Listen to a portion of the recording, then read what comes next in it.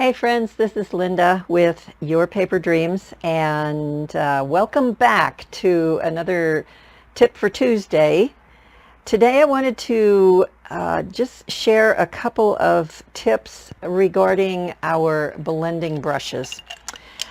I absolutely adore these little guys. We've had them in the line for about a year now, I think, and let me just kind of introduce you to them very, very quickly. First of all, they come in sets of 3. You'll find them, if you decide that you would like them eventually, on page 129, number 7 up here in the upper right hand corner. This is the 22, what is this? The 2021 to 2022 annual catalog. And okay, they come in a set of 3. And actually, when they come, they don't have any color on them. So they're going to come white like this. But the texture, there's a bazillion, is that a proper word? I think it's a proper word. A bazillion little hairs there that are beautifully rounded on the surface, and they're just as soft as velvet. And what I really love is that they stand up to the pressure that I put them under when I'm applying ink to my surface. Now you'll see here that I keep mine in a jar, and each one of these that I have is labeled. With my labeler. There's a gray one, and then this is blue, so I use this one for all of my blues, all the way from this pale balmy blue all the way up to navy blue. So all my blues and all my greens are applied with this one. And sometimes you'll see that there's a little bit of separation in here when you end up with a lot of moisture on there, but it doesn't, I've never noticed that it affects the way it's applied. So carrying on with these just a little bit more, I've labeled one for blue green and one for purple and red pink and yellow orange. And again, I use all of those shades of colors on the appropriate one. This one is rust brown, and you can see that it either hasn't been used at all or very, very little, although I imagine it will get quite a good workout as we move forward into the fall this year. So recently I was working on this card. This card is featuring the Counting Sheep stamp set and the coordinating dies that go with it. And those are available for free during the celebration, which lasts for about another month. But what I wanted to share with you today is the background. If you can look past all this color and hoopla and to the background here, you'll see that I have put this very pale version of balmy blue. Let me get these guys out of the way now. Balmy blue, I've used the blending brush to apply the balmy blue about, you say that 10 times fast, about 2/3 of the way down from the top down to here. And then I came from the other direction with just jade, a very light version of that, to designate the green and pasture area here. So I'm going to set this aside and not pay too much attention to anything except the background, which is where I started. So I'll get out my green and my blue. These are the two brushes we're going to work with today. And I'm going to start with the balmy blue and do the sky. When you want to work with these brushes, you will certainly want to have a sizable piece of scrap paper underneath it. If you've been stamping with me or have known me for very long, you know that I am a completely devoted to Stampin' Up's grid paper. I have used it forever and always, and I basically either can't stamp or can't talk if I don't have it. It just doesn't work. It's part of the stamping process for me. So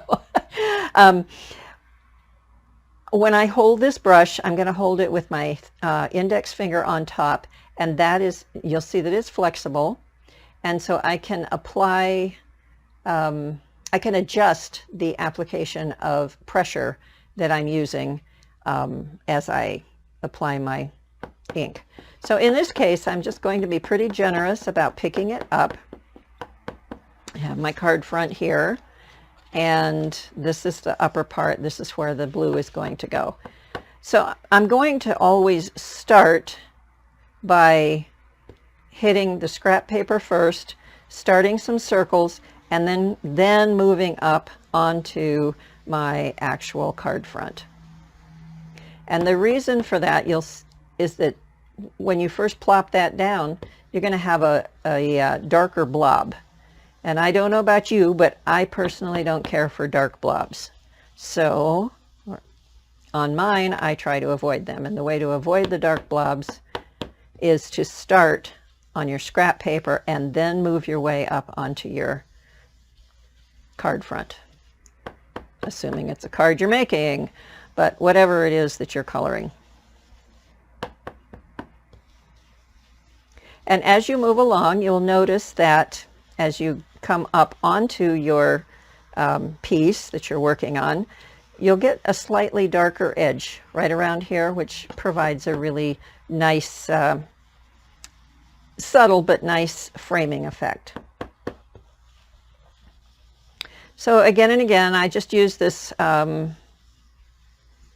rotating, circular pattern with my brush, always trying to remember to hit it on the scrap paper first. Although when I'm talking, that's when I get distracted. So watch me make this watch me screw this up. All right, I'm going to do about 2/3 and 1/3. So I'm about there. What I think I'll do is maybe go just a little bit lower, but I am now going to let up on the pressure a lot. So I'm just making really gentle circles here. My idea is that when I do that green, I want that green to match the blue without a really strong line like a horizon. I don't want that in this particular case. Just want that subtle shading from blue down into the green. Now here is an even better indication of why you definitely want that scrap paper underneath. This color that I'm using right now is Just Jade, and it is, as you can see, a much, much brighter color. I don't want that shade of Just Jade on here. I want it to be significantly toned down. So I'll get that, the bulk of that excess color here on my scrap paper, and then move on up to my card front. And again, that you'll see that it's forming that nice shadow around the edge there. It just gives a little bit of a framing effect. So now we have, because this went really fast because it's a much deeper tone ink in the first place. Hopefully that shows in the camera. I know a lot of times things don't show really well, but I do have this pale blue from about here up to here, and then the green from here down to here. So that was how I did the background. Again, this is the card that I had made recently with that blue background, and then the green coming up to meet it. And again, this was done with the counting sheep and the coordinating dies from the celebration that's going on right now. So if you'd like to keep a little jar of colored flower heads, this always makes me so happy. I smile every time I look at this on my table, because these colors are so pretty, and they remind me so much of flowers when they're in the jar, and they're handy. I never wash these. That's not to say you can't, but I've had them for the better part of a year now, and I have never found the need to wash any of them. And like I said, I just designate one for each basic color, whether it's a light green or a dark green, doesn't matter, it works. It works, it just blends beautifully. So I hope you have fun with these when you get a chance to play with them, and I'll catch you next time. Bye.